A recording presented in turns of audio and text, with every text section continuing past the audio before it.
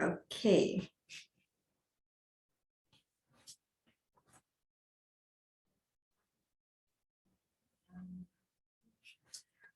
Okay, good morning, everybody.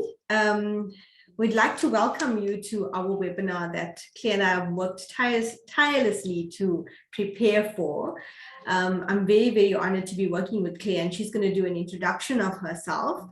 But just to give you an idea of who I am and what we're going to speak about. So I am a specialist recruiter at Pro Talent Recruitment, and I specialize in a few different areas. But before, so it's been 3 years that I've been in recruitment specifically, but before that I was in HR for 10 years. I started off as an HR officer and then progressed to HR manager for the last 6 of those 10 years. And I've got a BCom in marketing and human resource management. So that's quite a nice combination and has prepared me well for my current role. The topic that we're going to speak about today is how to change your career to pursue your passion and flow, which, you know, when chatting, Claire and I discovered that, you know, this is such a interesting and such a relevant topic in this day and age. So just to give you an idea of my back sort of story or my experience with this topic, I think I always knew that I wanted to help people, and that was something that I felt I was passionate about. So when I was trying to find a career or even do a degree, I looked for one that would steer me in that direction.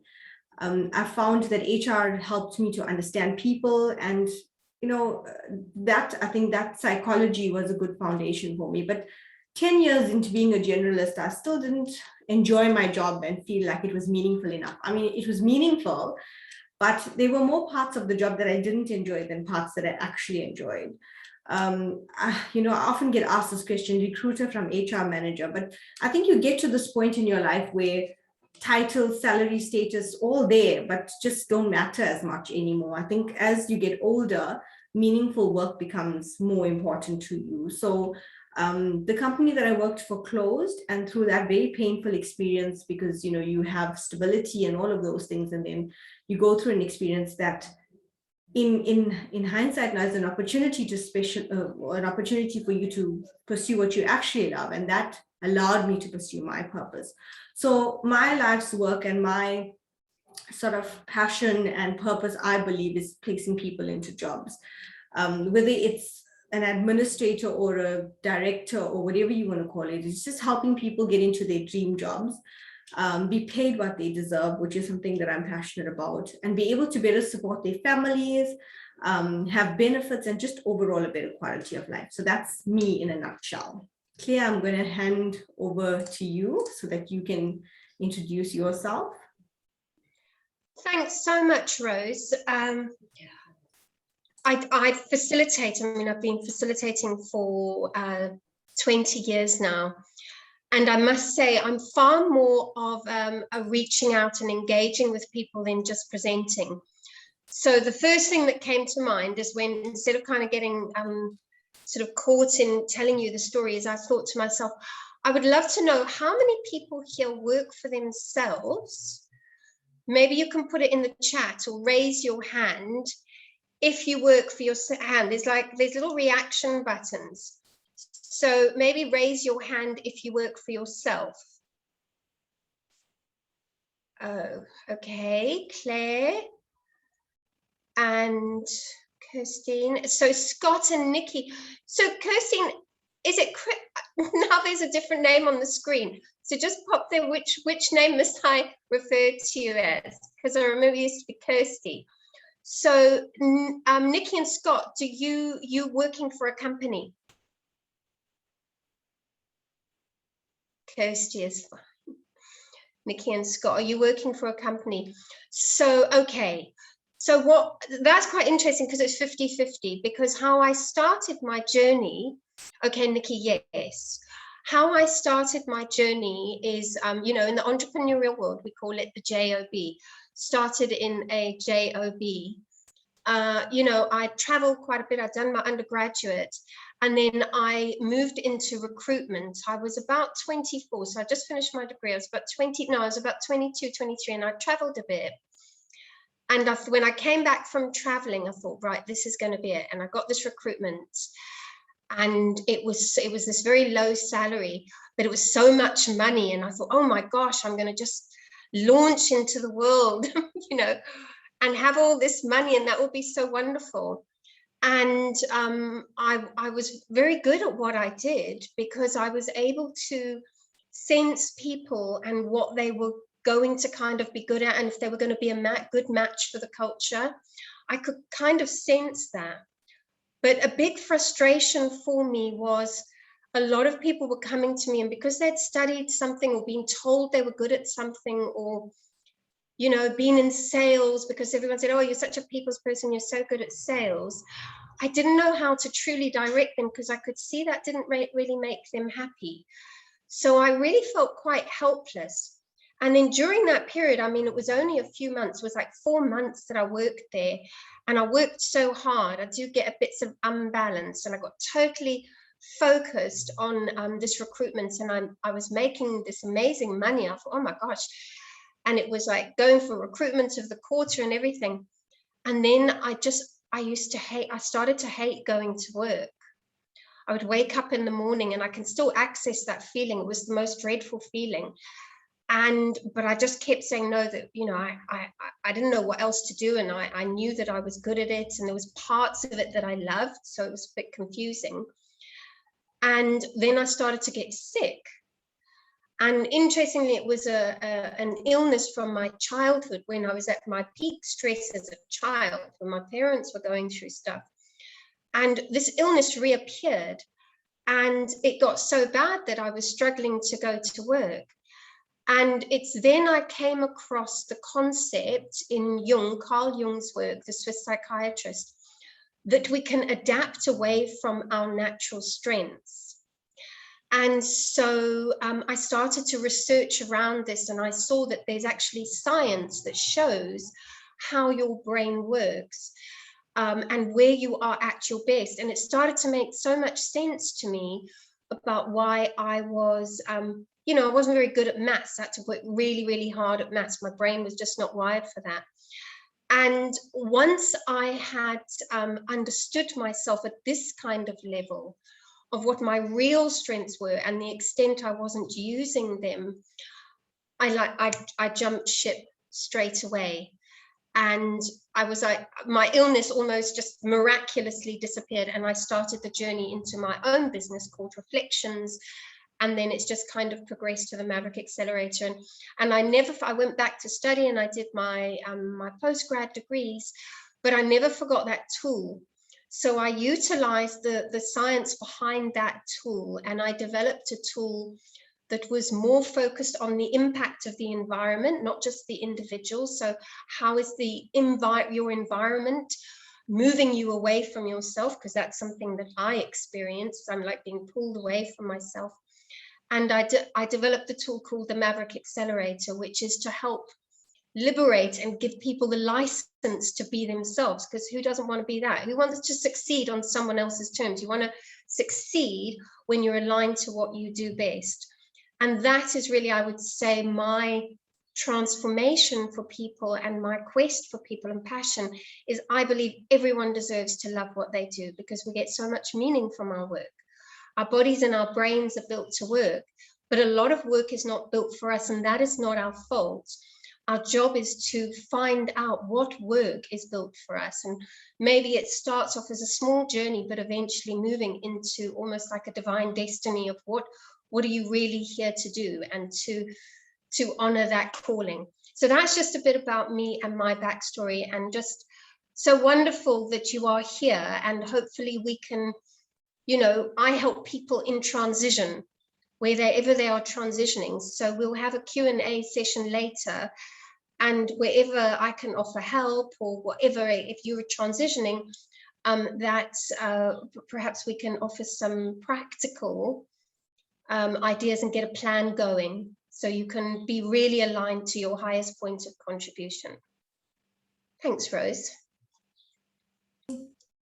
Claire, are you seeing people that are trying to join? Because there are people that are trying to join, but I can't see them to admit them. Are you seeing anyone else? No. I'm just sorry, I'm just wanting to, there's quite a few. Okay, all right, 1 second, I'm admitting a few more. Okay, well, let me carry on anyway, because yes, do that. I think, let me carry on. So I was chatting, so now my work is a lot, it's a lot of it is based, how's it, Palesa? How's it, Palesa? A lot of my work now is shifting towards entrepreneurs. How's it? A lot of my work is shifting. I work a lot with business owners and helping develop their teams. So everyone is aligned to what they do best, and you can kind of shift that work off that really like drags you down and drains you, all those leaks, those energy leaks. You can give it to the right person. So this is like harking back to my initial process where I was stuck in a job and I didn't know how to get out.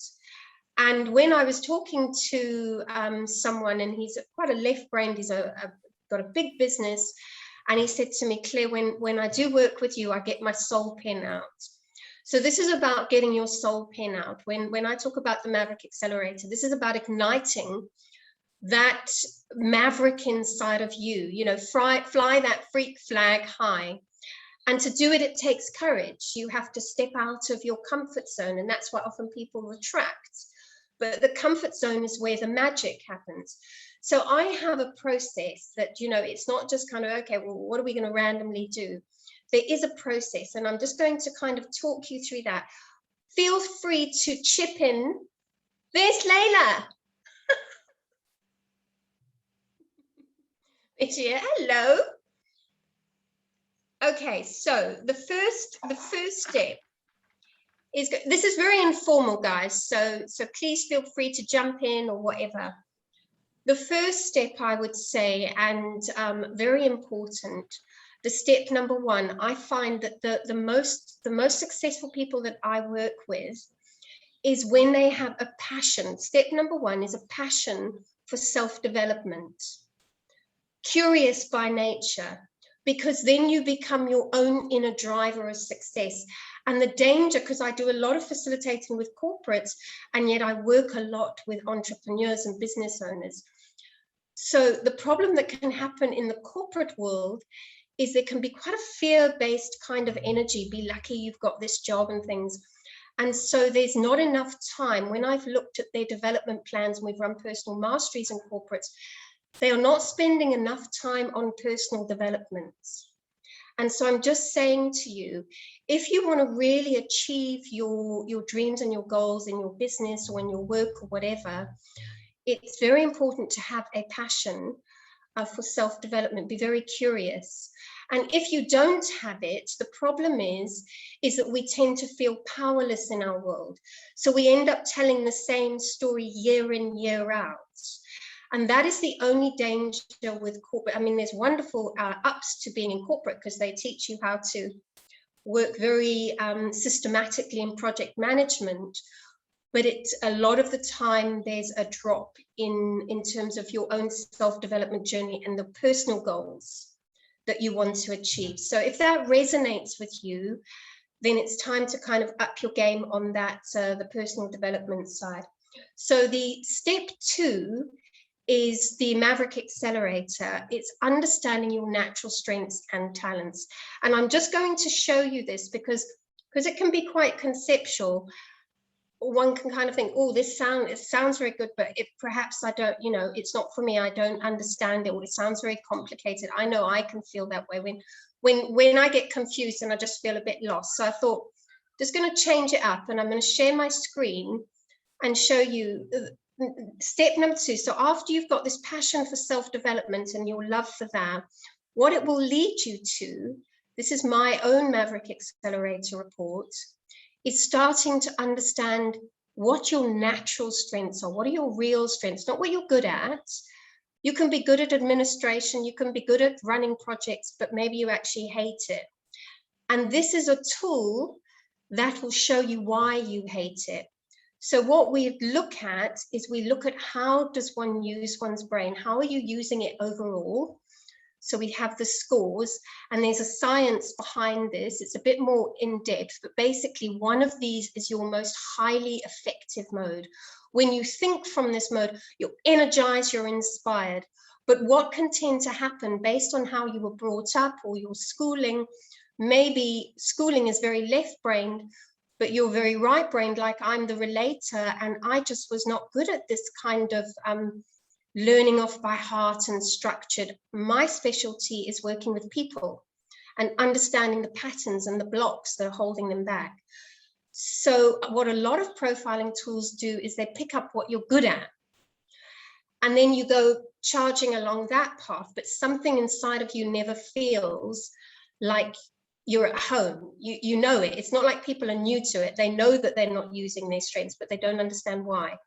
So now I start to look at how does one use their brain at work and how do they use it at home. Now I'm fairly aligned, but you can see in my work, I need more of the goal directed. But however, as a relator, that is actually my weakest mode. And I have a avoidance in here, and that comes from how I grew up, is having to spend a huge amount of time here. So I spend most of my time here. When I start to feel anxious and frustrated, it is normally because I'm spending my time outside of this mode for prolonged periods of time. So often people are thinking, why do I feel anxious? Why am I so irritable? And sometimes it's, you think you're going crazy, but it's something as small as you're just not honoring your natural strengths and talents and how your brain works. And this is backed by research, you know, like with dominant in one eye, dominant in a hand, you have a dominant part of your brain. And then the next piece of the puzzle, which I was very confused about, because I'm a very people's person as the relator, I thought maybe I was kind of extroverted, but I'm actually more introverted. I need to spend time on my own so I can go inside and I can understand and research and then come out and share what I've learned and what I've discovered and processed. I need days off. So I do have a bit of extroversion, 32. Now, what used to happen when I was in a job is my job required me to be extroverted all the time. And it didn't honor this. So it's another area, another red flag where I'm not aligned to who I am. Now, so online work will work for me because I am more introverted.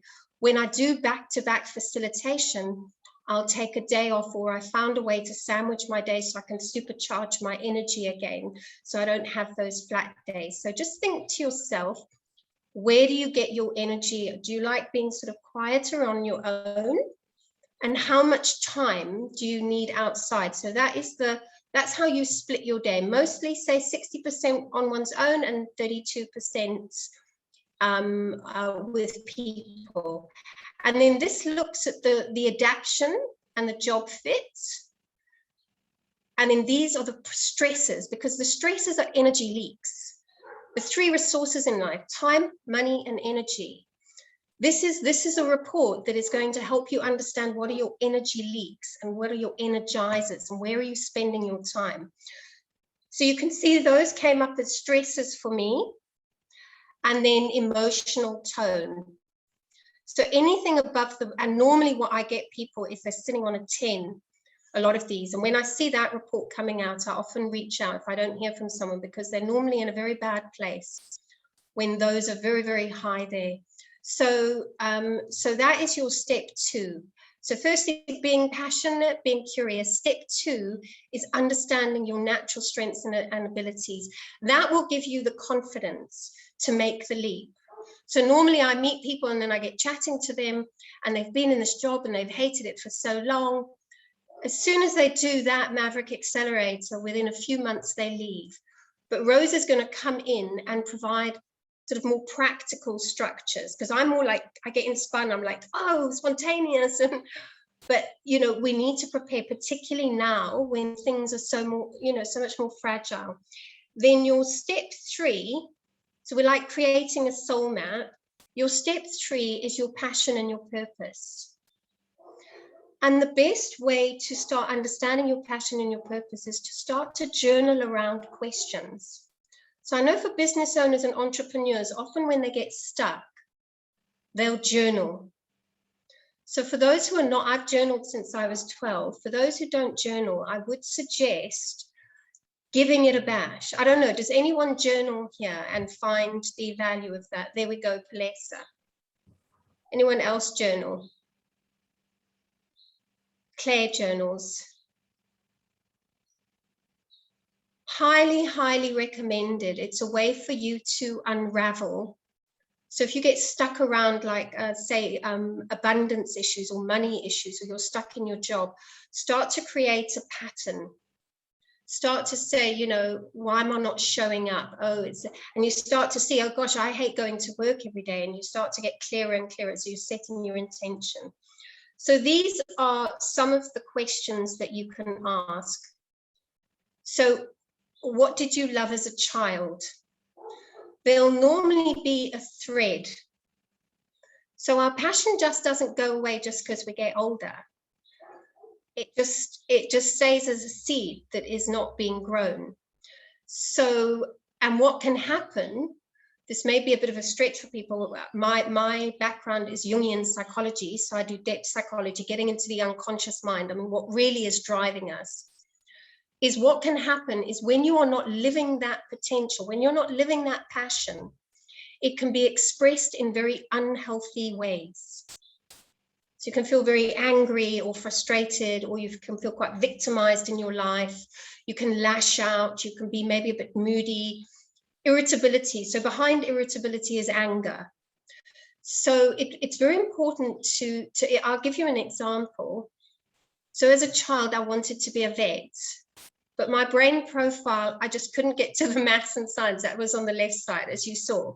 I'm over on the other side, and my strongest mode is opposite. The weakest mode there, that prioritizer, is what I need for maths and science. But it doesn't mean that that passion went away. So I always have animals or rescues, and I stay connected to charities, but because it keeps aspects of my soul alive.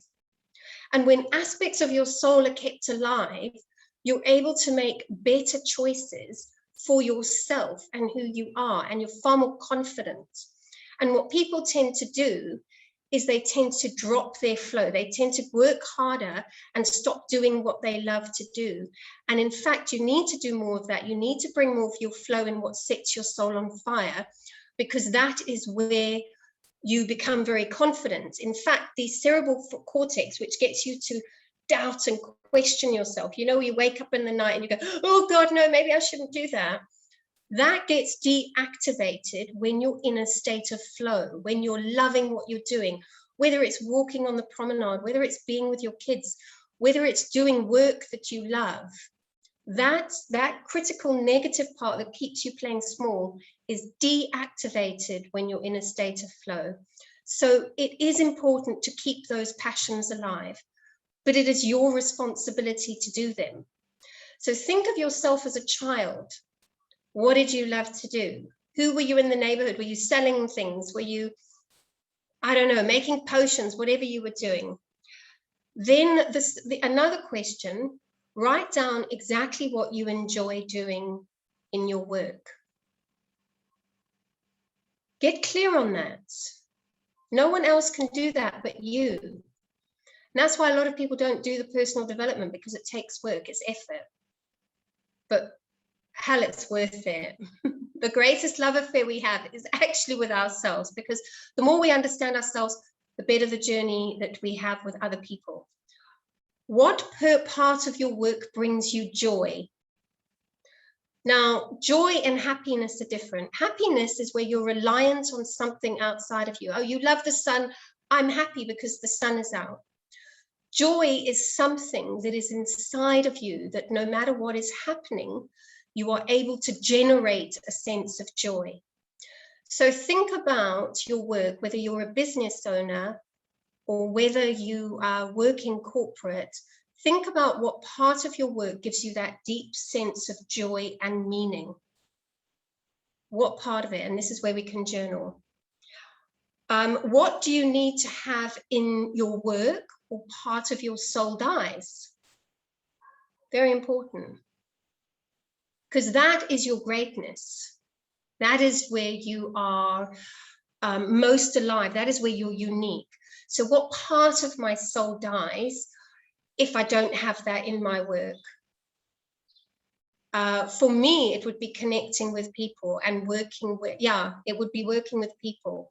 And it would have to be meaningful work. I wouldn't be able to, I was doing like mystery shopping and things before, and it just didn't bring me any kind of meaning.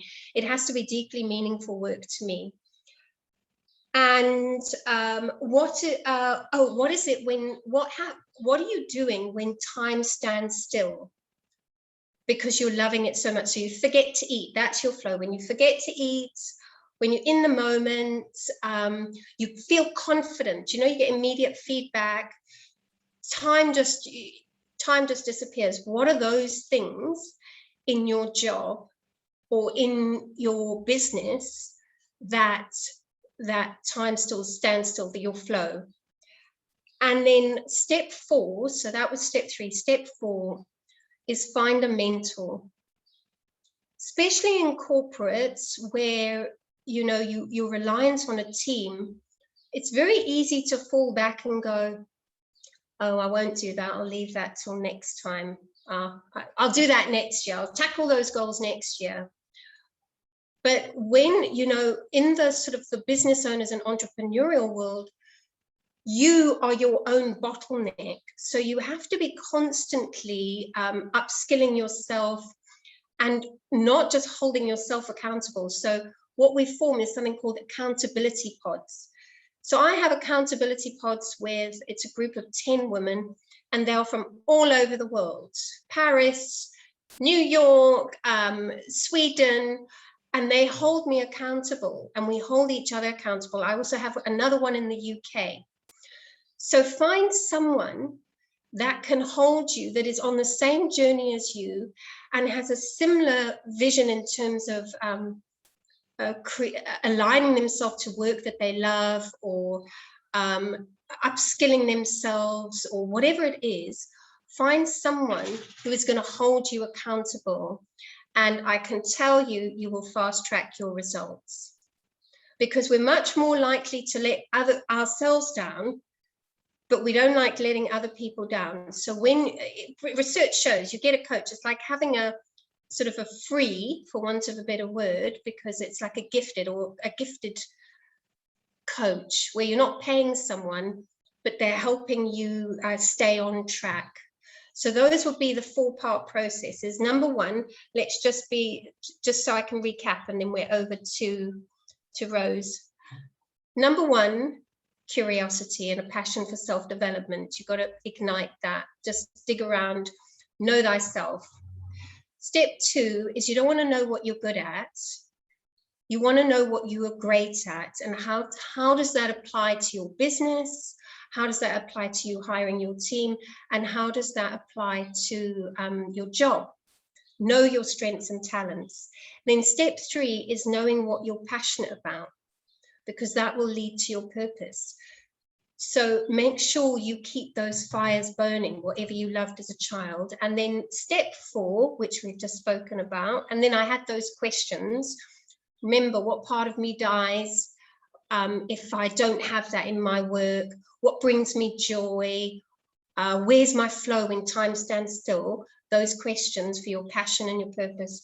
And then step 4 is find someone to walk the road with you, a mentor, a coach. If you don't have the funds for a coach, or you just want to dip your toe in the water, find a colleague or someone who is as driven as you to create success based on your terms. That's why you need to understand yourself, because you don't want to go chasing someone else's shiny objects and then realize that's not success. So you need to understand yourself. But I've been without a pod and been without a coach, and I can tell you, I can procrastinate and drift into my self-reflective. So it's very important to find someone. And when you set that intention, you'll start to draw in, you'll call in the one. You'll call in the one who's going to help you shift and up level. Okay, so that's it from me. Over to you, Rose. Thank you, Claire. Okay, so I think Claire is really good in helping you think about the things that you need to think about before you make any decisions for moving a career or for moving into a different career. And I hope that you've taken notes, because you have to sit and reflect and think about what, like, yourself and what your passion and what your interests are before you actually go on this journey that, where you're going to eventually get to a different career. I think for me, my focus is very much on the realities and being realistic in terms of changing your career and just what's happening out there, in the world, so to speak. So I'm just going to speak a little bit on the realities of changing a career, just to help you take note of what you need to do. So it's very, very much more practical, what you need to do when you're going to embark on this type of journey. And I think the most important thing that, and from my experience that I've learned, is your mindset needs to be right. You need to understand, what is it going to take from preparing yourself mentally from that point? What is it going to take for me to change my career? Because I think as a recruiter, when a client comes to me and says, I need an accountant, they want an accountant that's got 5 years of experience. So they want somebody that's coming with that experience, versus changing a career, you might not have all of the years of experience that's required. So you might have to be prepared to start from the bottom, to learn, to eat humble pie a lot of the time, to take criticism, and in all of that, you've got to be able to stay, motivated and know your end goal and know your path and where you're actually getting to. So, the company that I worked for before I joined Pro Talent was a very, very steep learning curve for me, and a very, very good training ground. It was a tough environment, but I had good mentors, and because I was passionate about what I want to do, and I knew this is what I want to do, I put in the work, I took the criticism, I took the scolding, on certain days, or whatever the case may be, just because I saw what was going to be the long-term plan for this type of role. So the first thing is mindset is really important. You can't walk into a job and say, I know everything, so I'm here and I've got the experience. You have to be able to say to yourself that I'm going to find the best person here and I'm going to start learning from them. I think the next important thing is research. They say that you should take about a year or two to research before you make a bold decision. And the more research you do in terms of your next move and changing your career, the more successful you will be. I cannot express or stress, rather, I cannot stress the importance of research and how it will help you to be realistic. So researching things like, what is the market related salary for this type of role? Once I've gained my experience, what is the scope for growth? If, example, you want to be a warehouse manager and you're sitting in a finance department or whatever the case may be, you need to know, how do I grow into that position? Are there scarce skills required or needed, for this position? Is this industry an industry that's needed? Because there's no point in going into a career, but it's not something that everybody needs, or it's not a growing field, or it's not something that you can flourish in. So that research becomes absolutely critical. And I think Claire touched on this, but I think you need to ask yourself the question, am I going to be happy doing this for the rest of my life? The next thing I think is important is that you need to be able to stand out from the crowd. You need to build a brand, you need to create a network and start finding opportunities and make social media complementary to your brand. So we learned that, your brand is you and what you do and how you can add value and how you can make a difference to wherever you go. I think that as an example, if you want to be a graphic designer, you've got to start marketing yourself as a graphic designer, build a portfolio, connect with people on LinkedIn, make sure everybody knows what you can do. You've got to start building your brand so that when a recruiter or a company is looking for a graphic designer, they're going to come looking for you based on what they can see on social media. So I think I cannot stress the importance of this as well. It's something that will open doors and make sure that you find opportunities. I think it's also important to be realistic about your salary expectation. So go for experience before money. The money will come as when you do what you're passionate about, the money always comes. So I think when I decided to change careers, and as much as I was being offered HR generalist roles with companies, and thinking about becoming a recruiter meant that I had to be realistic about the salary expectation, at least in the beginning, because of the fact that I had to work on the experience that's required. But I can tell you successfully now that the money does definitely come, especially if you do what you're passionate about. I also think that it's important to ask the right questions in an interview. So the last thing that you want to do is go into a company that you're not going to be happy in for a role that you're passionate about, because I think company culture and fit is so important. You need to be realistic in asking questions about the company to establish if you'd be a good fit for the role, for the company. And the last bit of advice I would give in being realistic is, so Claire spoke about a mentor, and this is very similar to that, in saying that you need to try and identify somebody that has your dream job. So that is very important, because they will have a story about how they got to that point, what steps they took, what skills they needed to learn, who they leaned on for advice. This could be an absolute great guide for you, and sort of speeding up the process a little bit, because a person will tell you the ins and outs of the position and the challenges that they faced, and the victories that they had, and the accomplishments and all of those things. So I think this would be absolutely key when transitioning, or when moving into your dream job. Claire's going to speak now a little bit on transitioning from your current to your dream job. So I'm just going to let her share with you on this topic. Okay, so thanks, Rose. So we were talking about so making that transition. I would say, for me, I think, I remember this one time, and I'm going to share with you a tip. If you're getting stuck and you don't know how to make your decision about what you need to do, I'm going to give you a little tip to do. But I'll remember when after I left that job, started my own business, then I went back to study, and certain things, certain tragedies had happened in my life, and I just couldn't work for quite a long time. It was about 2 years I couldn't work. Well, it was about 1.5 years I couldn't work for, and then finally I had, I had to get back, and I have a very, very intense relationship with my work. So that's why I focus on work, because I understand this very intimate, intricate relationship to work, and we can kind of over-identify with it.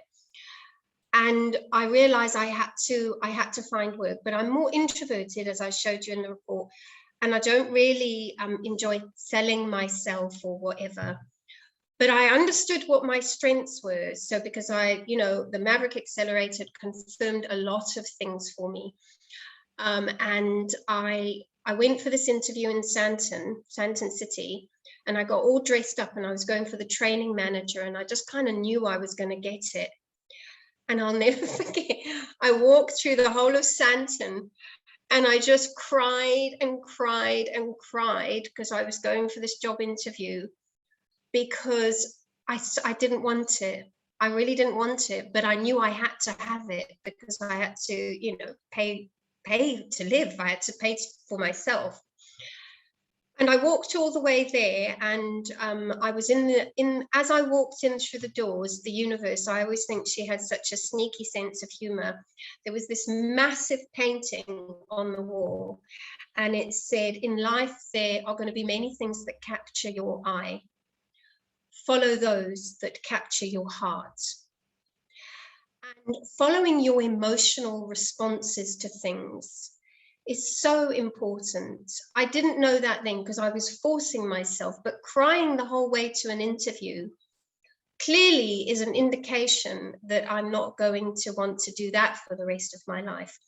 So what I did when I got home, because I had been, I love courses, I'd now been schooled in something known as deep democracy, which is how do you get into the deep recesses of your mind.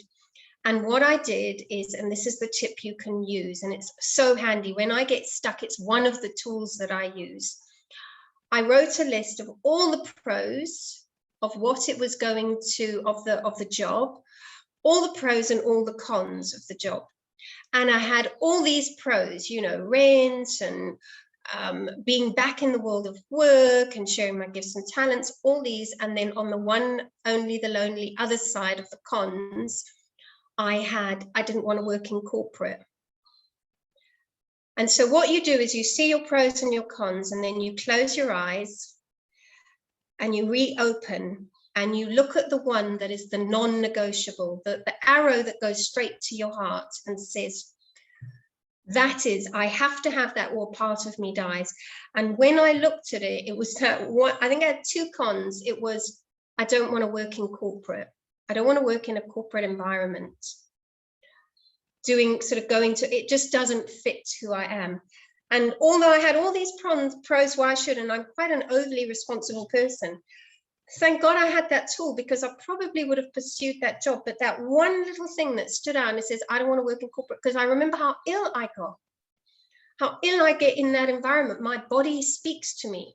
So transitioning, I don't know where you are in your journey, but sometimes when we are not transitioning, we can start to become ill. And that is our body telling us. It's our emotions speaking to us. And we try to repress it with like medication or whatever it is, we try to repress it. So to transition, it's very, very important to start to read the difference between positive and negative stress signs. Positive is excitement, and negative, my walking with big tears and crying was a negative. So watch how long you are in that transition. And if you are there now, trust your journey and start to read the emotional cues and start to look for physical signs like feeling nauseous, headaches. This is signs of adaptation, signs you're not on track, signs you're not in line. So if you're thinking about transitioning, signs you're not in line with your natural strengths: headaches, anxiety, fatigue, real tiredness, increasing coffee to get motivated, erratic moods. And eventually it leads to illness, which has happened to me, but I fast track it. So I'm quite in my body. So my body just will like, no, when it doesn't like things. So start to listen to your body. Thanks, Rose.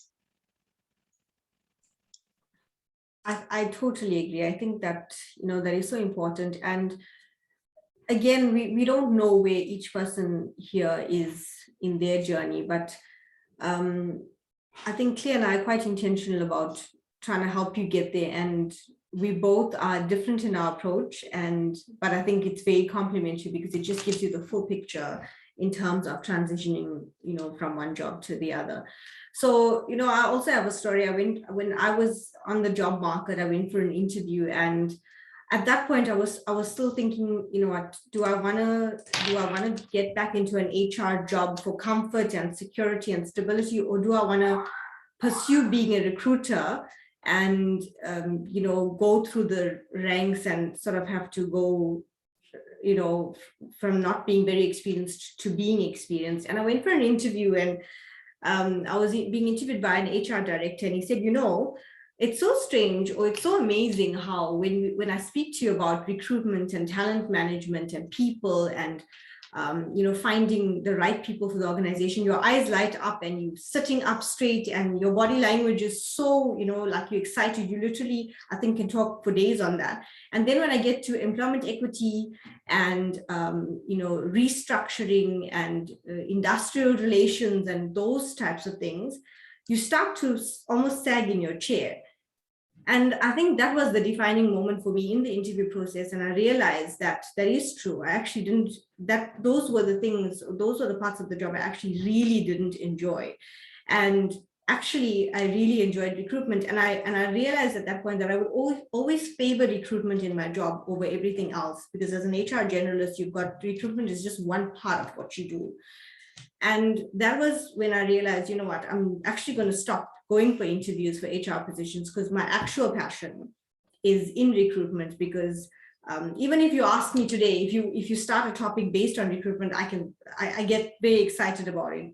3 years into doing recruitment and learning everything about it. So I think it's so important to understand where your passion lies and understand yourself. even when transitioning from your current job into your dream job. And Claire and I are also realists. We understand that not everybody has this has the ability to just leave a job and get into another job because they're not feeling passionate about their current job. So I think the next sort of few tips that I want to speak on, and Claire's going to come speak in between as well, is how to, you're in this job that you actually don't love, but you need the job because you need to earn a living, but you also want to plan yourself to transition to your dream job or to the job that fulfills you. So I've got a few tips, and Claire's got a few tips just to help you sort of move from this job to the next with having a plan and not just doing it without having a plan that you're going to put in place. So I think for me, the first and the most important thing is in your current job is to have the right attitude. Despite what's happening around you, you can decide how it affects you. You need to make a conscious decision to be grateful, kind, and intentional about each day. I think in this economy, and we all know we've been through COVID, we've been through a lot in the last 2 years. And with the economy that we live in, a lot of people would give anything to have your job or a job or the ability to earn a salary. I'm dealing with candidates on a daily basis that are in an absolute desperate situation. So let's also not lose track of what we actually have, in the time that we're transitioning from one job into another. Claire, can you speak a little bit on structuring your day in your current job? Okay, so I'm going to speak to you about structuring your day, but I'm going to take a bit of a weaving journey. So how I came into, I'm going to talk to you about flow. So what flow is. So I know it's become very in vogue now, and perhaps mine is a rather intense story how I came into flow. But it was after the passing of this person. I had this very tragic experience with my mum, and I was battling with getting back into the workspace, a depression, anxiety, just up and down. I thought I was going crazy.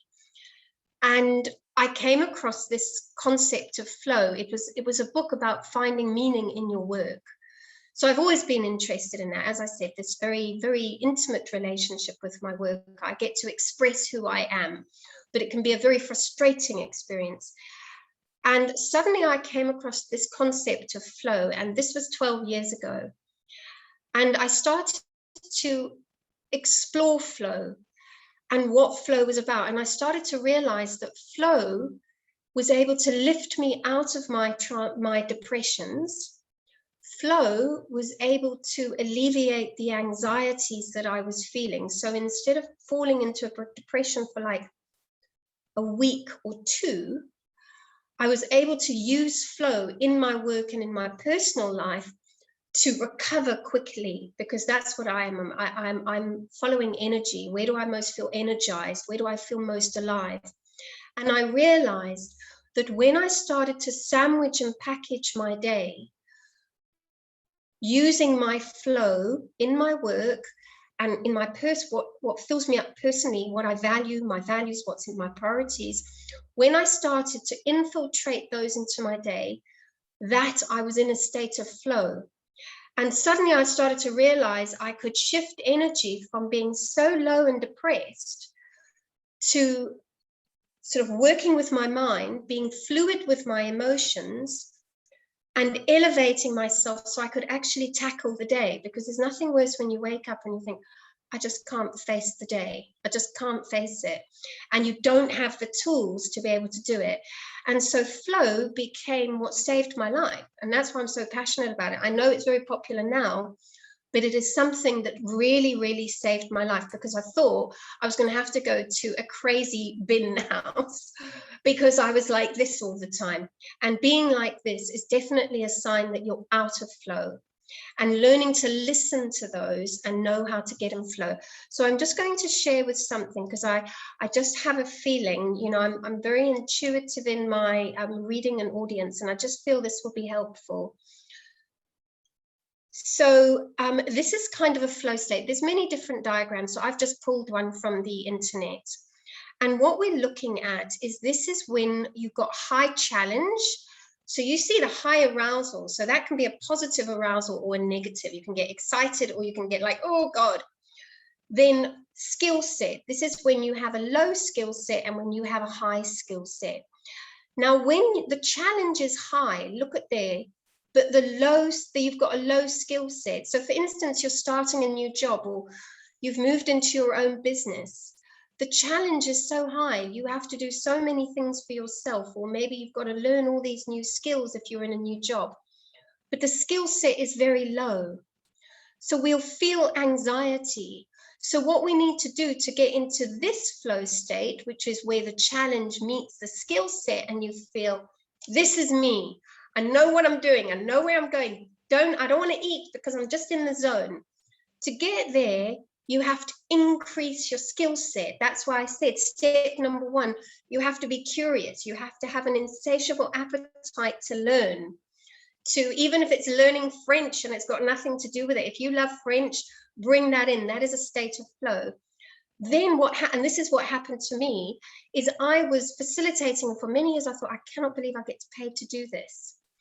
And then suddenly something happened and I again thought I was going crazy.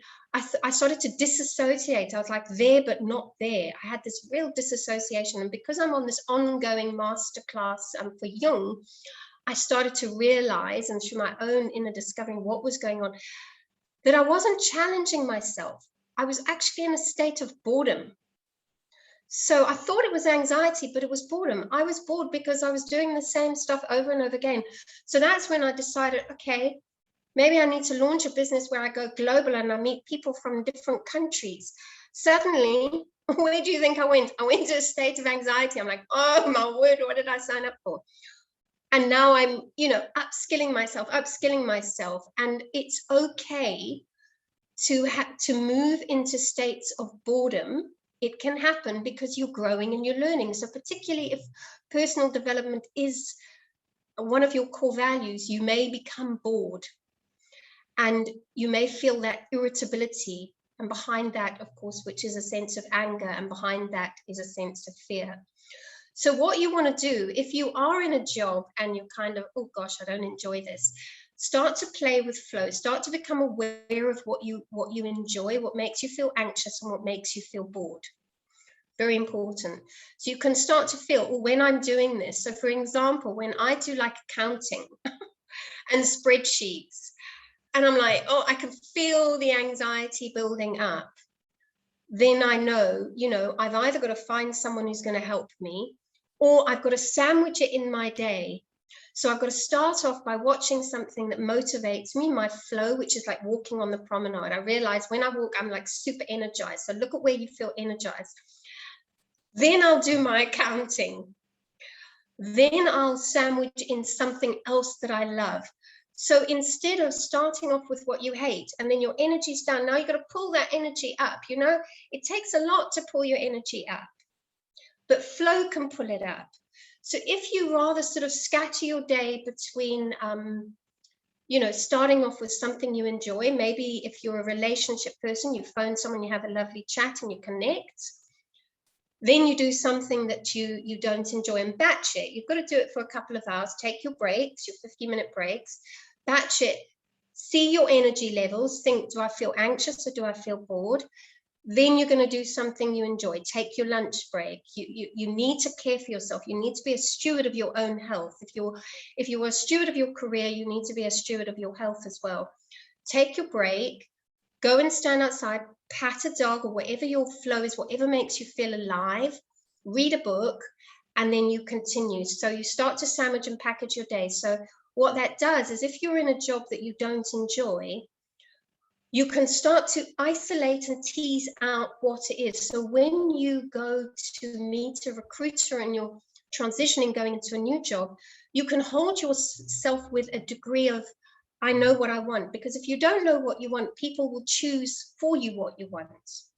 And then you feel victimized. Like, why am I in this job that I hate again? So use this time to start become aware. And if you are an entrepreneur, or business owner, start to think, am I feeling anxious or bored? If I'm feeling anxious, maybe there's things I need to delegate.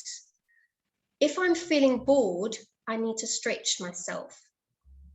So that is how you start to use this time wisely. Remember the 3 resources: time, energy, and money.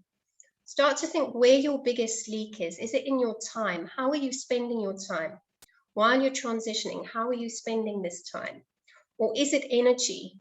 Are you spending too much time in the boredom? Too much time not loving what you do? You're going to be competing with people who do love what they do. And that's hard, because they're going to be up at night, like passionately researching, and you're like, oh God, I don't want to even think about that. Okay, so let's continue with, we're nearly done. We'll go into the Q&A, continue with Rose. You're on mute there, Rose. Okay, great. So yes, very, very important to structure your day well. I think, Claire, you hit the nail on the head there. So just a few more things. If you're in a job that you're not loving at the moment, coping mechanisms, let's call them, until you get to where you want to go to, is to communicate with your current manager, your current boss, to speak to them about how you can have better job satisfaction. So Claire very nicely has helped us to unpack the parts of the job that we like and the parts of the job that we might not necessarily like, which is something you need to communicate to your manager, so that you can do parts that you like a little bit more than parts that you don't like. So I think that sort of honest conversation is important, just to help you in your current job have a little bit more job satisfaction than you currently have. I think being realistic is another important thing, because every job has its good and bad parts. Even though I love my job, there's definitely parts of it that I don't enjoy doing. And there again, Claire's advice in terms of structuring your day well is absolutely important. I think it's important to have someone at work that motivates you, that inspires you, that challenges you, and that is your cheerleader. So even if you're transitioning and you're in a job that you don't necessarily love, there is still somebody that acknowledges when you do something well, when you're involved in a project, when you have an achievement, those types of things. Another very, very important thing is to volunteer to do tasks that you love, and this could be in another department. So an example is, say you are in the finance department as a finance clerk, but your absolute passion is in the marketing department, being involved in campaigns and being involved in whatever they do. I think here's where initiative comes into place, where if they're having a marketing campaign on the weekend, volunteer to help without being paid for it, where you're handing out flyers, or you're putting up banners, or just sorting out material, gifts, or whatever the case may be for the marketing department. That will enhance, or that will give you some skills in that department, and allow you to feel some satisfaction in your job, even though that's not your actual job. So, an example is when I worked in one of the companies that I worked for, when I joined there wasn't an established HR department, and I had to put everything together. And what I found, again, even there, I found that my passion was more on the recruitment side. So I used to sit in on interviews with the directors and just take down every single question that they would ask, and I would prepare interview guides for interviews going forward. So even though it wasn't really part of my job, I was employed as a payroll administrator / HR administrator. I got involved in something that wasn't part of my job because I wanted to learn and I wanted to be involved, and it fulfilled me. So that's just how you can volunteer and do tasks in other departments, or not even in other departments, on a weekend. If there's something that you love and there's something that could help you gain a skill and move towards a career in that, then just do things for the love of it to give you that advantage.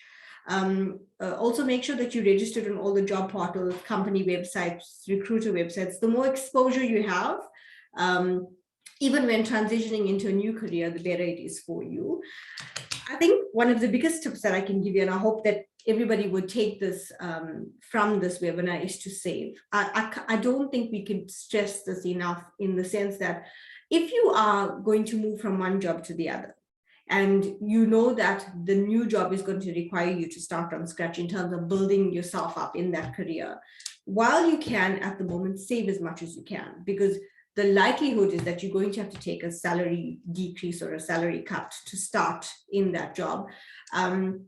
And for a period of time, you would have to be able to financially manage and not be frustrated in that area, or finances cannot take you away from what you need to learn, when you move into another job. So basically what I'm saying is save as much as you can, set a target for yourself in terms of how much you need to save, set a deadline for saving that amount of money so that you can move into another job without having the financial burden on your back. While you're in the company that you're in, just remember and think of reasons why you love to work there. It just helps you to not be miserable or totally unhappy in the job that you're in while you're transitioning and while you're planning to get to your next job. I think, Clea, and I just want to end off with just giving you a little bit of an action plan, in terms of how you can move from your current job to your dream job. And for me as a recruiter, my tips are going to be very, very practical. And I think I'm going to start off with saying that you need to have a well-formatted professional CV. I've got lots of documents, so all of those of you that are here that have my email address can just send me an email, and I've got lots of work that I've done on CV preparations and tips for having a well-formatted CV. There's lots of online free templates that you can use now.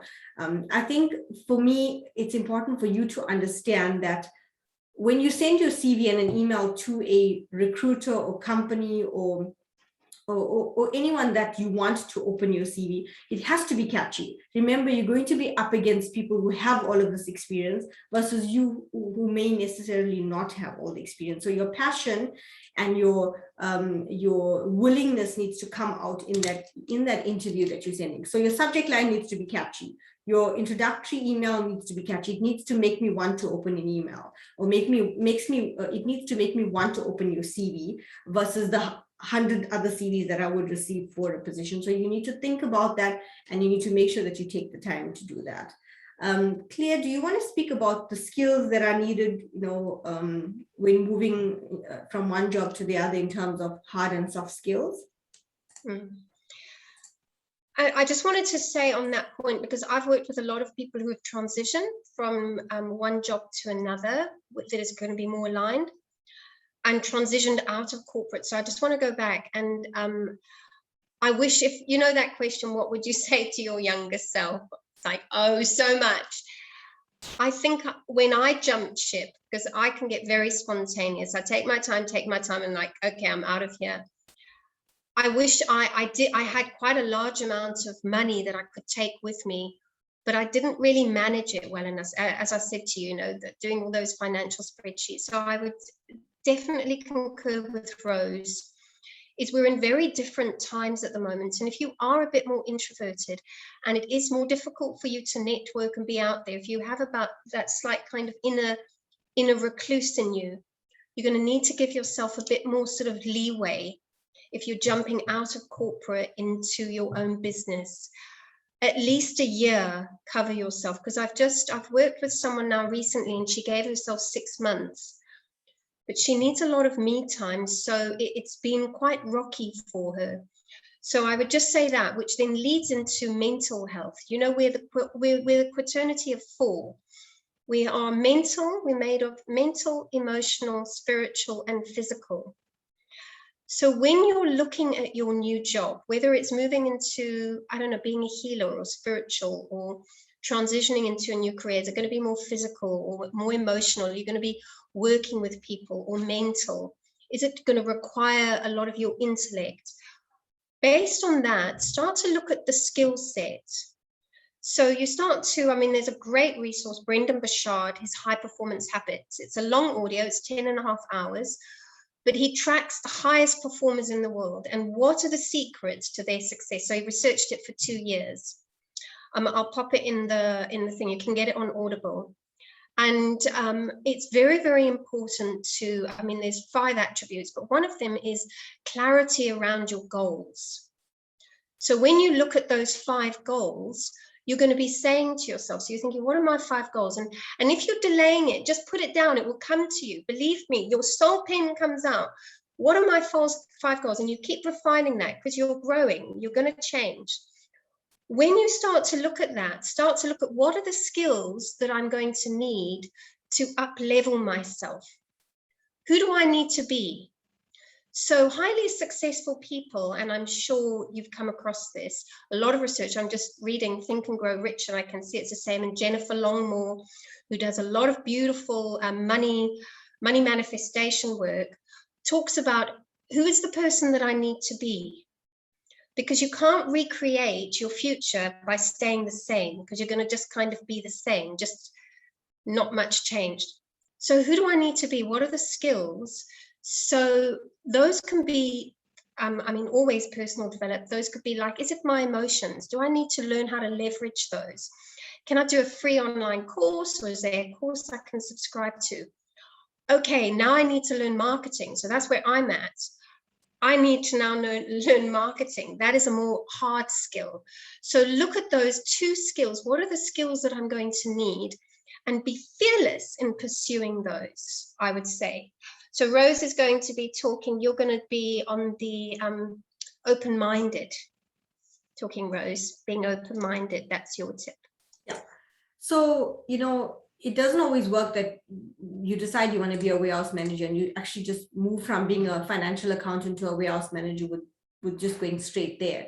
Sometimes you might have to take a role that's, going to allow you to learn before you get into the warehouse manager role. So like I had a candidate that had to take a dispatch and receiving controller position to learn the ins and outs of the warehouse before it took him another year or two before he became a warehouse manager. So I think just being realistic about what is your dream job and how do you get there. You might not get there in that job title, in that position, but you might have to join that department to eventually get to that title, or join the company to eventually get to that title. So just be a little bit realistic in terms of the opportunities that you're opening yourself up to, and see it for what it is, in the sense that it will eventually allow you to get there. So that I think that's important. And I also think that, in the job that you're in, still do your very best. Make sure that you have achievements. Recruiters love achievements. Companies love achievements. If you go for an interview and you don't necessarily have the skills and experience or the years of experience for the position, but if you say to them, listen, in my current role, I saved my company $500,000 in the year. I created a spreadsheet that minimized or reduced waste. I was involved in a project that brought in money into the company. I did this for the environment through the company, and basically developed a program in that regard. Whatever you've done, make sure that you articulating your achievements, because then a company knows, listen, you're not just an average person. You're going to come there and you're going to add value, even though learning is needed. Again, when going for interviews, it's important to be well presented. We're finding a lot of our clients are using virtual interviews to make decisions now for positions. So you might not even physically go to a company. They might interview via Zoom or MS Teams. So you need to be just as prepared in those interviews as you would be for a physical interview. I think being honest in an interview as to why you want to change your career is absolutely important. I think as a recruiter, if somebody's honest with me and tells me that, listen, I'm not finding passion in what I do, but I've done this, and this, and I actually want to do that job, it helps me to motivate for them to my client that I'm sending them forward to. So just be honest, be genuine. I think what needs to come out and what we would look for is willingness to do what it takes to get the job done, initiative, just somebody that's genuine and somebody that just wants an opportunity. Just so you know, a lot of companies are using behavior-based interviewing now for trying to suss out how you'd behave in a situation. So they will give you a situation and they'll ask you what would be your response, what action would you take, what results would come about from that action. So just do a little bit of research on behavior-based interviews. Prepare well for every interview, even if it's a meet and greet. Know who the panel is. Go onto their LinkedIn profiles. Research them, look at what their interests and their likes are, look at the company, research the company. I mean, now every company has a website that you can go and do research on. Make sure you know the job description well, even if you don't know how to do everything on that job description. Make sure you understand what everything is. Also look at Google reviews on the company. Just make sure that, there are good reviews where people love what they do and they love the environment. It'll teach you about the culture of the company, those types of things. Those are a lot of the practical tips when you're on this job market now and you're trying to transition from one career into another. You have to be able to stand out against candidates who have the experience. So your passion, your willingness to do what it takes, honesty, and being excited about the job those are the things that are going to sort of set you apart, for positions that you apply for. Claire, is there anything else you want to say, in this topic, just to round up the discussion? No, I think I would love to hear from people. This is probably the longest I've spoken without calling on other people. I'm very interested to hear what people are struggling with, or what questions do they have, or what jumped out. You can either put it in the chat box, or you can just speak. Can I just blurt it out there? I'm ready. Yes. Go. First of all, I just want to say thank you to both you and Rose. You both are so eloquent and so phenomenal in your wisdom, and so just graciously sharing from both sides. I see very much a left brain and a right brain working together on the screen, and it's lovely for me. I have been in, Rose, I've been in your industry. I've been a talent management sort of acquisition specialist. I know how competitive and grueling the industry can be. This was a long time ago. This was like 2007. And then sort of I progressed out of that. I'm more of sort of the digital marketing, do a bit of graphic design. I have hairdrush agencies. So I'm a private contractor. I prefer working for myself because, like Claire, the corporate environment just does not work for me. I also found myself very ill, and just lots of bad things happened. And yeah, but it was a phenomenal industry for me to learn so much about people, which has also always been a passion for me. So I just want to thank you both very much for sharing from your heart. Claire, I know very well. I understand the history, and it's just, she's always been, Claire, you've always been a wonderful inspiration no matter what you've done. I feel like, in a way, you've always been a bit of a coach for me, and we've always bounced ideas off each other. So there's everything you've shared is so relevant, and some beautiful practical tips, as well as some sort of like soft skill insights and understandings that I get from what Claire was sharing. Something I struggle with as an entrepreneur and working for myself as a private contractor, because it suits my lifestyle, with my children and some of my own personal struggles as well, is in this transition and wanting to, I'm constantly doing courses. I constantly do what's free and available. You don't have to have money to learn. In the world that we live in now, there is no excuse for not taking the initiative to learn it. There's so much available, but I think what you ladies are doing is vital in terms of how the employment sector has changed, what the pandemic has done for a lot of employees, employers, private contractors, entrepreneurs. Just the whole playing field has changed. One of my struggles in trying to make my transition out of digital media, marketing, everything I've done for myself from a creative side, because I'm very, very right brain, but I do have a bit of that left brain, is I get imposter syndrome. Imposter syndrome hits me. And then I realized, like Claire was saying, we have to go back to the skills and kind of like figure out what skills need to be worked on, and to sort of discern between the level of anxiety versus excitement, and what are the positive stresses versus the negative stresses. So that's going to be my takeaway right now.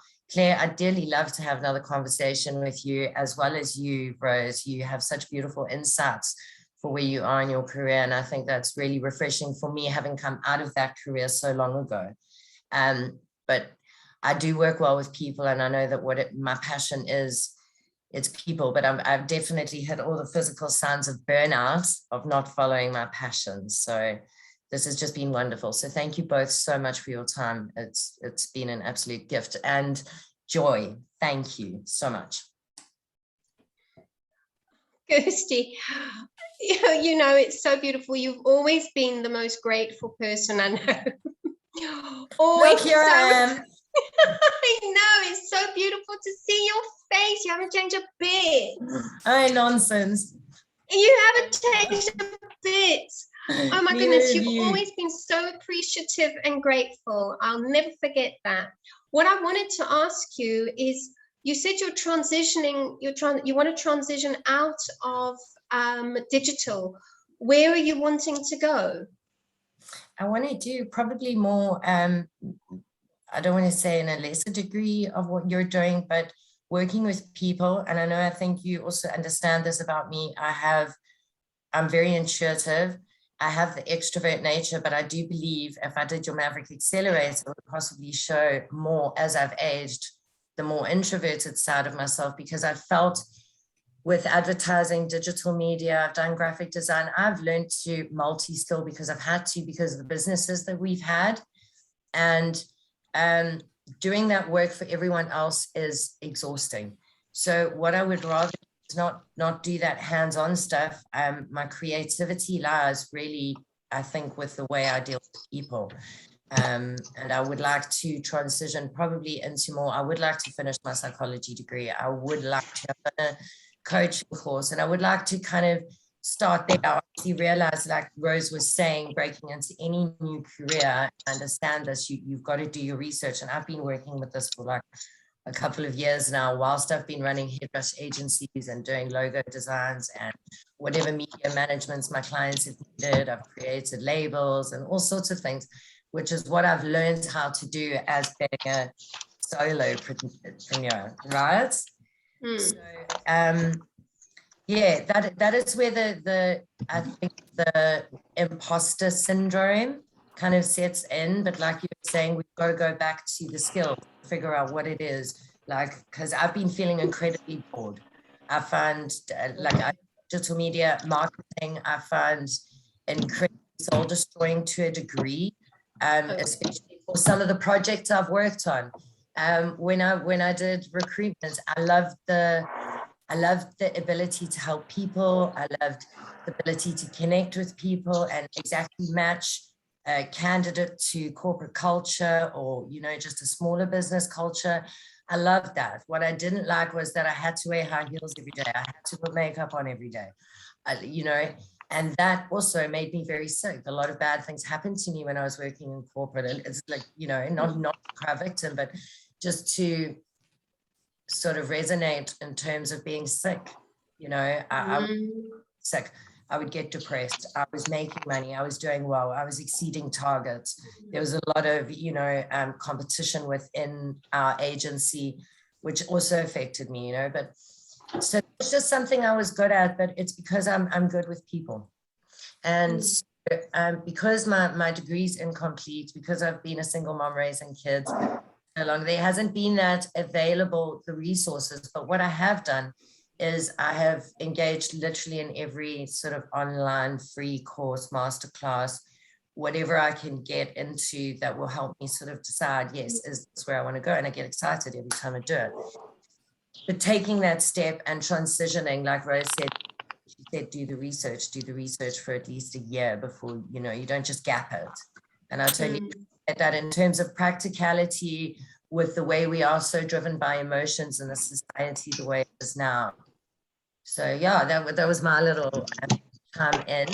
And yeah, just to say thank you for holding this. I think it's really, it's relevant now. I'm dealing with my children that are now young adults, 20 and he's almost 22, and they're looking at their career paths in a very uncertain economic and employment sector, you know.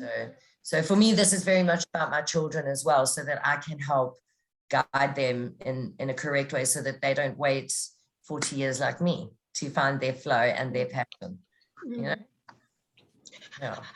Yeah, Kirsty, I just wanted to add something in there. And I mean, I know you and I go way back, way back.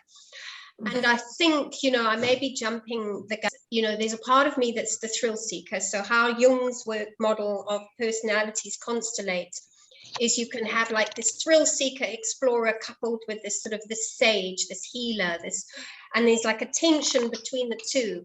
One is like living in the outside world and one is in the inside world. And I think for me, I've kept that spiritual side very hidden from my work. And through my own journey more recently of running retreats and things, I brought into my space someone who is very much like, she does shamanic work. So she's very much in that kind of space. So it's like from my vision board, she leapt into my life. And we were talking about it, and she was saying, Claire, perhaps your gifts, your real gifts and talents lie in the spiritual place where you can help people. And I thought very similar of you. I shared that story because I think similar of you. And I think it's maybe you've been in that thrill-seeking space, because that's the go for it.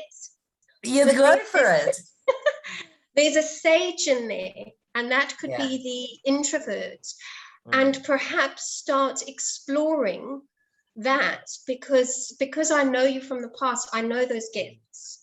I see that's what I'm able to do, is I know those gifts.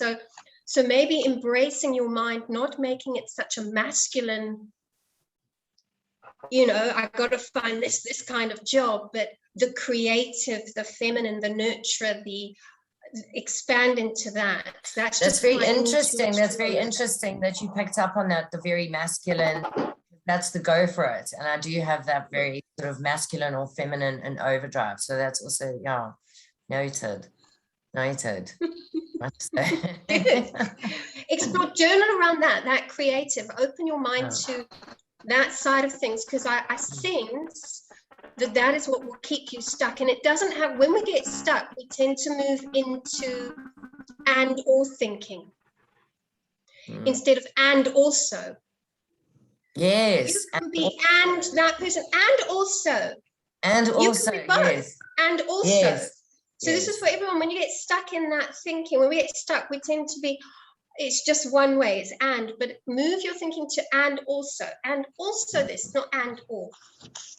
Yeah. Just to like rattle that stuckness, because if you say you've been there for 2 years, okay, it's time. There's time to. Sure. Cool. Thank you. Thank you so much, Kristen. Yeah, I think I also want to just echo everyone's comments in the chat. It definitely picked up on a lot of nuggets of gold throughout both of your presentations. So thank you very much, Rose and Claire. Flip. I'm very happy in my job at the moment, but sitting on a decision of just so much going on in terms of, do we thinking of maybe immigrating, or do we stay? And having been in the job that I'm in for about 15, 16 years, the thought of going to a completely new country and like, where would I start? Who would hire me? You know, like, is quite a scary thought. But like I said, lots to think about and lots of reflection, I think, from my side. And my hubby is Scott. I told him he needed to join this today, because for me, he is one of those people that I think is paralyzed by the corporate fear of just be grateful for the job that you've got. And I think that inhibits him from looking elsewhere, or giving him the confidence to step outside of that corporate arena. But so there's, I think, lots of us as a couple to discuss and to talk about for our futures. So thanks very much. That's great to hear. Thanks. I would just say on that, for Scott, sometimes we're not, and thank you, Nikki, for what you were saying. My mind sort of always is pulling the patterns. What I have noticed is some people enjoy working in a team. They enjoy going to corporates. And so it's for Scott to unpack that. Does he like working in a team? Because I know people who've been retrenched from their job, and I'm thinking, they're going to go and be like Mavericks and start their own business. And actually they just plummet. They get so depressed because they love being in a team. And I can understand, you get so much more gets done in a team. So I think it is important. Not everyone is built to and I don't know where Scott is at, is built to kind of work on their own, the solopreneur or the entrepreneur or whatever. And so they'll stick in where they are, but it's the job that needs to be changed. They're bored with the job. But it just depends on who you are. I don't know, what do you think, Scott? I'm starting to think it might be boredom. But yeah, I need to have a little look deep inside and figure out what kills my soul there and what doesn't. And start to track it with your energy, because your energy is the indicator. Because we want to be in the world and then reflect. We can't just reflect, because what are we reflecting on? We want to be reflecting on what it is like being in the world. So you want to be in the world, you want to do that action, and then you step out and you reflect. And what people are normally looking for, I mean, at the end of people's lives, is they're wanting to enjoy themselves. They're wanting to enjoy their journey, to be more carefree, to be more fun. And I think starting to see what exactly in your job is making you bored, I think that will, perhaps you've reached a level and you now need to challenge yourself a bit more, but we can get a bit stuck because we don't know what to do next. So track your energy.